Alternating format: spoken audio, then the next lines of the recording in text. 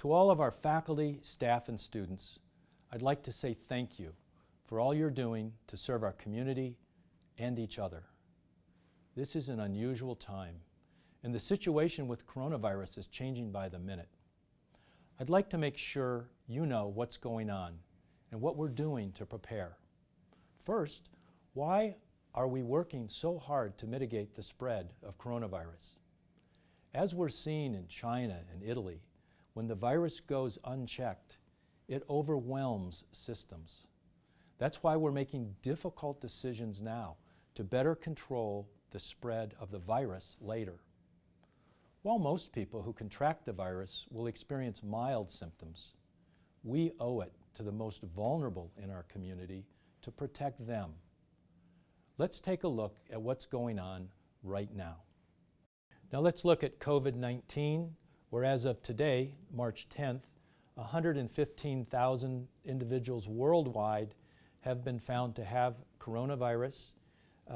Right now, the mortality rate appears to be between 1% and 3%. Earlier on in the endemics, the rate was a little bit higher. More recently, the rate has been approaching 1% as healthcare professionals around the world get better at caring for this disease. Again, when we keep this 1% to 3% mortality rate in mind, there are many things that we deal with in clinical medicine where if we told patients they had a 98, 99% chance of doing perfectly fine, that would be encouraging. So while the mortality rate is quite a bit higher than seasonal flu, it is relatively small compared to a lot of things that we deal with at the academic medical center. Why all the focus on COVID-19 at the moment? And it has to do with the rate at which these infections arise in our community.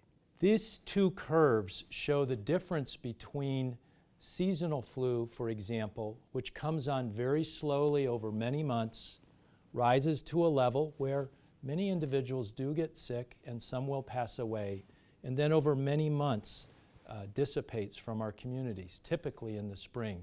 Some of the reasons for that is the flu's been around before. Many of us have immunity in our systems.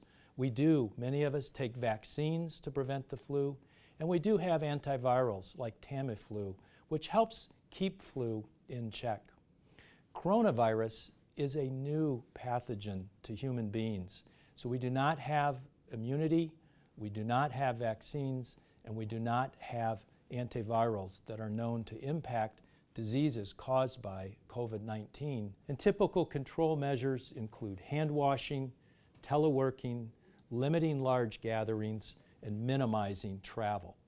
So again, the goal is to help reshape the transmission of disease in our community from the tsunami to the slower, more steady, lower wave so that our healthcare system can take care of patients and not be overwhelmed.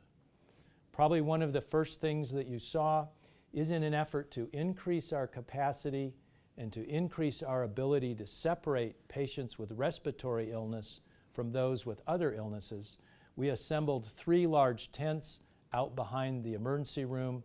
These tents are areas where we can care for patients. They have controlled air systems, and we can help, one, add capacity to our emergency room, but also provide separation of patients who are experiencing respiratory illnesses. Please know we're prioritizing the safety and protection of our faculty, staff, and students. We're doing routine trainings and education to make sure everyone is aware of the most up-to-date information. We all need to work together. I'm confident in our ability to care for each other and to care for our community. The community looks to us during these challenging times, and I encourage all of you to do your best to stay safe and to stay healthy. Thank you.